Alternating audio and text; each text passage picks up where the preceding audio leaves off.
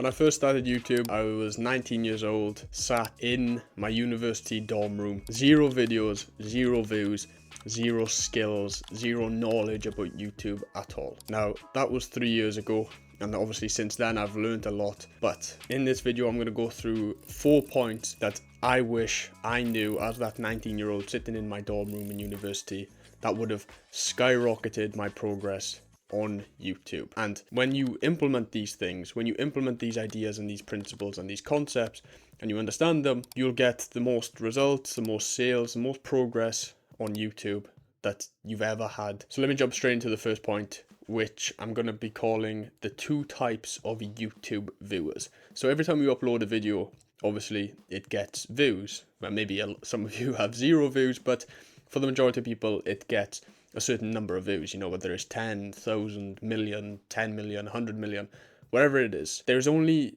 2 categories of viewers. There's 2 types of viewers. And the first type of viewer is a friend viewer. And the second type of viewer is a customer viewer. And once you understand the difference between these, it'll make a lot more sense. And as someone who makes educational content, you can implement this in order to make even more progress. So the friend viewer is someone who will watch YouTube specifically just to kind of, relate to or be friendly with this person. It's the guys that, watch the Sidemen and watch Mr. Beast and watch Jake Paul. These types of guys who are watching these people just for entertainment usually, but also to feel like they're their friend. You know what I mean? They feel like they relate to them and they feel like they know them as a person. Even though these big guys have no idea who their viewers are, they feel like they're kind of friendly on a level with them. And these guys are the guys you want to avoid. You don't want viewers from friends. Instead, you want to target viewers of customers. And these guys are people who watch content. It's usually educational content. And they'll watch this content in order to get something. They want a piece of information that's going to help their business, or a piece of information that's going to help their dating life, a piece of information that's going to help their health, some sort of information that if you persuade them enough and, use sales and marketing techniques well enough, these guys eventually, potentially, could become a customer of yours or a buyer of your product or your service.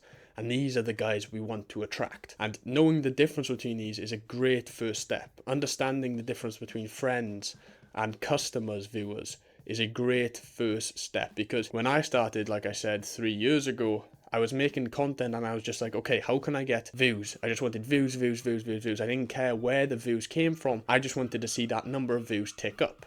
And unfortunately, in a lot of cases, that's just a vanity metric. It's just a metric that plays on your ego, but it doesn't actually benefit your business and, your way of life and your quality of life. Whereas when I pivoted my YouTube channel and started making videos specifically to attract customers, that is when I got the best results. Did I get less views? Yes.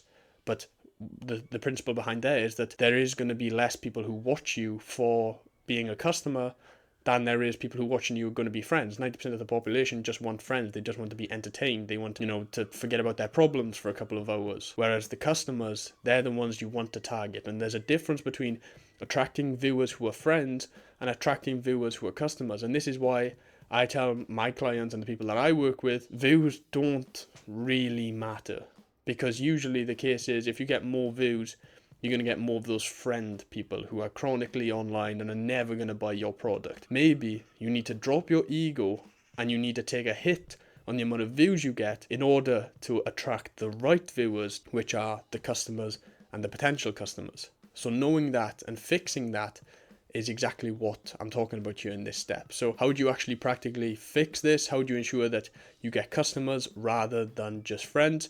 Well, the first thing you can do is make more specific content. So for example, if you were attracting a lot of friends, you'd probably make a generalized business video talking about best business model to make $10,000 a month, or 10 no-fap tips for teenagers. They're very generalized videos which are going to attract a lot of views, but it's also going to be a lot of friends who view that and who are never going to buy your product. Whereas if we take a similar example, but we adjust it for customers, it would be how to grow on YouTube if you have 0 followers and want to make your first dollar online.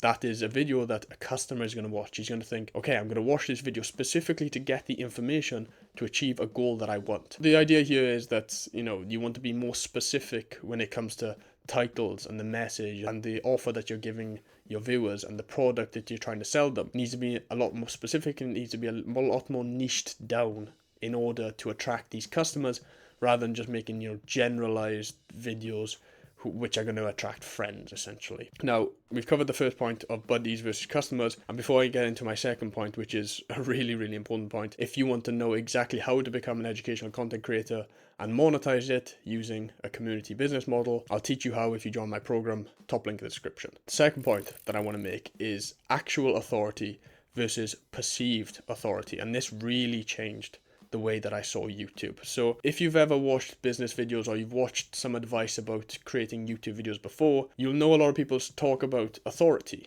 You need to show that you are an authority, because what this does is that it shows people that you can actually get them the results that they want. You're not going to take fitness advice off someone who's obese. You're not going to take, looks matching advice off someone who's ugly. You're not going to take business advice from someone who's poor, right? You get the gist. You need authority and you need to look like you know what you're doing. And that's the key point there, because there's a difference between actual authority and perceived authority. So if we take a random example, say you're making fitness content, but this applies to all content, but we'll take fitness content just as a quick, simple example. The actual authority of giving fitness advice, the actual authority is being jacked, being lean, being in shape, having lots of muscle, having a six-pack, having, the pecs, the biceps popping, the shoulders popping. That's the actual authority. It's having a great 10 out of 10 physique. However, that takes years and years and years to make. And us guys, we don't have years and years and years to wait until we're in great shape in order to give fitness advice. Maybe you've learned a lot about fitness,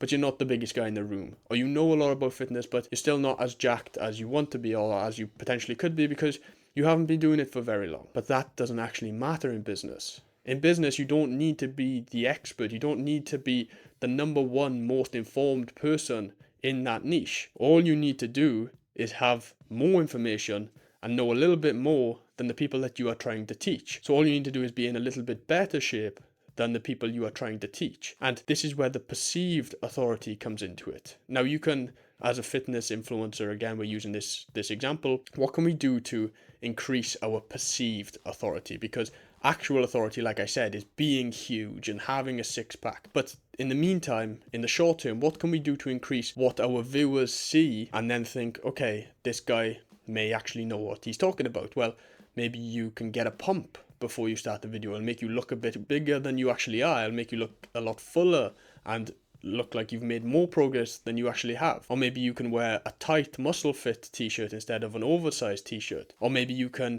hire a gym and make, pieces of content from the gym to look like, okay, this guy really serious about the gym. He's literally in a gym. Or maybe you can have, some dumbbells around you while you make the video. Or if you're teaching boxing, have a boxing bag. You see what I'm saying here? There's a perceived authority where when the viewer watches the video, there's things you can do and little hacks that you can do in order to make the viewer subconsciously or consciously think, okay, this guy knows what he's talking about. And even if you're not the biggest guy in the room, even if you haven't got 20, 30 years of experience in your field, you can still do things in the short term that make it look like you've got more authority. There's guys in business who I know who rent a massive Airbnb and record, 6 weeks of content in one day from that Airbnb. And all their customers see, all their viewers on YouTube see, is them in this giant Airbnb. And when watching that video, you think, this guy must be rich. This guy must know what he's talking about. But in reality, he's just rented that Airbnb for a day for a couple of $100 maybe. But that's the perceived authority. And then obviously on the side, you're going to be working on yourself. You're actually going to be developing in business. You're actually going to be developing in fitness. And then in the long term, you'll have the actual authority. But in the meantime, in the short term, you can just increase your perceived authority. So I hope you understand the difference there, because it's very, very important to understand this concept of perceived authority versus actual authority and the little tricks and hacks you can use to increase the perceived authority. And remember, like I said, you don't need to be the number one expert. You don't need to be the best in your field. You just need to be a little bit further along the line, a little bit better than the people that you are trying to teach. That's all you need to be. So the third point, which is very, very important, is framing. Now, I talked about this a little bit in the previous point, building, actual authority and perceived authority, but framing is also very, very important. I've seen some guys who, again, we'll talk about fitness influencers. If you're a fitness influencer, the best way to make a video would be in the gym, or at least have some equipment around you. That's called framing. It's the way you set yourself up. It's the way you set your environment up to make it look a certain way to the public. Even if it's not that in reality, in the public view, all the viewers know is what you're actually showing them. So if you were making videos about how to be a dog trainer, the best way to frame it, what would it be? Have the dog with you. If you're making, business videos, you can do the thing that some of my clients do. Rent an Airbnb and make it look like you're a baller. Make it look like, you've got this huge house. People don't know the difference. People don't know that you've rented that Airbnb, but it increases the authority that you have, and that is what framing will do for you. And it's very important to get this framing right. If you make mental health videos like my friend Luke, I think that's why he blew up on YouTube so much. He had 5,000 subscribers when I met him. He has around 90,000 now. I think a big reason for this is because he talks about mental health and developing, and then he makes videos outside. And then when he talks about getting rich and making money, he's wearing his Louis Vuitton scarf, he's in his, penthouse, he's got his bags from like Dior and all these designer shops. And I'm not saying you have to do this, but look at the framing on it. Look at the way that the viewer is going to perceive that. He's talking about money and he's got all these expensive luxury items around him. It just proves to the viewer that he actually knows what he's talking about. And you can make this framing artificial, again, like with the renting the Airbnb, or having the dumbbells around you, or getting a pump first, or having your dog with you, playing with you while making dog teaching videos. Doesn't matter what niche you're in, there's a certain way to frame each video and each, shot that you have on your camera to make it look like you are better or more authoritative than you actually are. And obviously it is very, very hard to get this framing right. It's very, different for each niche and it's hard to understand it, but I'll teach you exactly about framing when you join the program anyway. But just understand framing and it'll go a million miles for you. And the final point I want to make is your customers want to buy. I wish someone told me this when I first started making YouTube. There's a group of people, there's a certain number of people who, when they find your content, they will like you, they will relate to you, and they will want to buy your things. Throughout this video, I've shamelessly spoken about my program, spoken about helping people become educational content creators and monetizing it. That's because I know that maybe not you watching this right now, but someone else watching this video will be thinking in their head, I want more from this guy. I want to be taught by this guy. I want to be mentored by this guy. I want to work with this guy. I want to be able to contact this guy on a daily basis. Where can I buy his things? Where can I get access to him and his products and his courses? People think like that. And maybe you don't think like that, but there is a certain group of people that do think like that and who want to buy things from you. I know from personal experience there's a certain number of people who I watch on social media and YouTube, and every time I watch their video I'm thinking, what can I buy from this guy? What community mentorship programs does this guy have? What supplements can I actually buy from this fitness influencer? What products can I buy from this guy? I'm actively thinking to myself, I want to buy from this person. I want to give him my money so he can give me more value and I get a higher return on my investment of my money. There is people who think like that, and you need to understand that no matter what niche you're in, no matter who you are, there are a group of people who will want to buy from you. And when you flip your mindset from selling is bad, money is bad, why would people want to buy from me, to, okay, there's an actual group of people who want to buy from me. There's a group of people who I can help. They give me their cash, and in return I give them value that's more valuable than the cash they give me. It's a great exchange. They're giving up some of their free cash. You're giving them value that will probably make them more cash, or at least get them closer to their goals in the future. Of course, you're going to do that. Everyone buys products every single day. You probably have a Netflix subscription, an Amazon Prime subscription. Why do you have that?